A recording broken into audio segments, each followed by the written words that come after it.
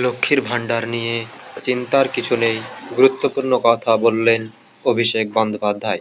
2021 সালের বিধানসভা নির্বাচনে তৃণমূল নেত্রী মমতা বন্দ্যোপাধ্যায় এর অন্যতম প্রতিশ্রুতি ছিল লক্ষ্মীর ভাণ্ডার। এই বছরের সেপ্টেম্বর থেকে এই প্রকল্পের জন্য আবেদন করা মহিলাদের ব্যাংক অ্যাকাউন্টে টাকা পাঠানো শুরু হয়েছিল। 2024 লোকসভা নির্বাচনের আগে প্রকল্পের অধীনে প্রদায় পরিমাণও বৃদ্ধি করা হয়েছে। এখন পর্যন্ত রাজ্যে 2 কোটি মহিলা এই প্রকল্পের সুবিধাভোগী। এমন অবস্থায় যদি লক্ষ্মীর ভাণ্ডার বন্ধ করে দেওয়া হয়, সম্প্রতি এমনই কিছু খবর সামনে আসছে যে এ বিষয়ে জানলে চিন্তায় রাতের ঘুম উড়ে যাবে মা বোনদের। মুখ্যমন্ত্রী মমতা বন্দ্যোপাধ্যায় লক্ষ্মীর ভাণ্ডার প্রদায়ের পরিমাণ 1 এপ্রিল থেকে বাড়িয়েছেন।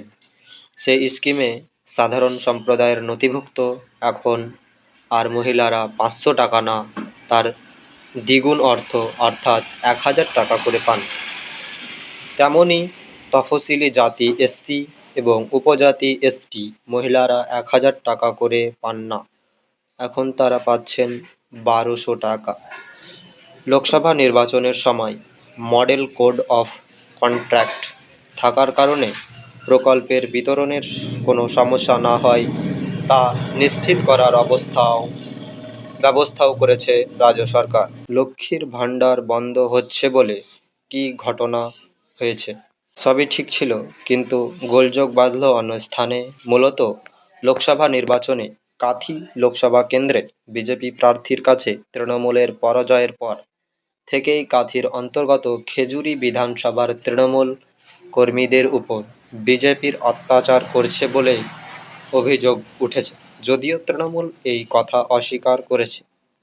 লক্ষ্মীর ভাণ্ডার টাকা যদি এই অত্যাচারীরা না পান তা নিয়েও কথা বলা হয়েছে।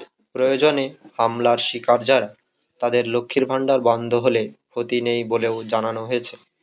এমন অবস্থায় কী হবে লক্ষ্মীর ভাণ্ডারের ভবিষ্যৎ? লক্ষ্মীর ভাণ্ডার বন্ধ নিয়ে কী বলেছেন অভিষেক ব্যানার্জি? এমন পরিস্থিতিতে নিশ্চিতভাবে কিছু বলা যায় না যে লক্ষ্মীর ভাণ্ডার বন্ধ হবে কি না, তবে ভোটের আগে অভিষেক ব্যানার্জি এই ক্ষেত্রে আশ্বাস দিয়ে বলেছিলেন যে বিজেপির লক্ষ্মীর ভাণ্ডার বন্ধ করতে চাই। বিজেপির নেতারা এলেও জিজ্ঞাসা করুন, আমি আছি, দেখি কে লক্ষ্মীর ভাণ্ডার বন্ধ করে। যদিও তৃণমূল সরকার থাকবে ততদিন রাষ্ট্রপতি বা প্রধানমন্ত্রী কেউই লক্ষ্মীর ভাণ্ডার বন্ধ করতে পারবে না। এরকম নিত্য নতুন ভিডিও দেখার জন্য আমাদের চ্যানেলকে সাবস্ক্রাইব করে রাখুন।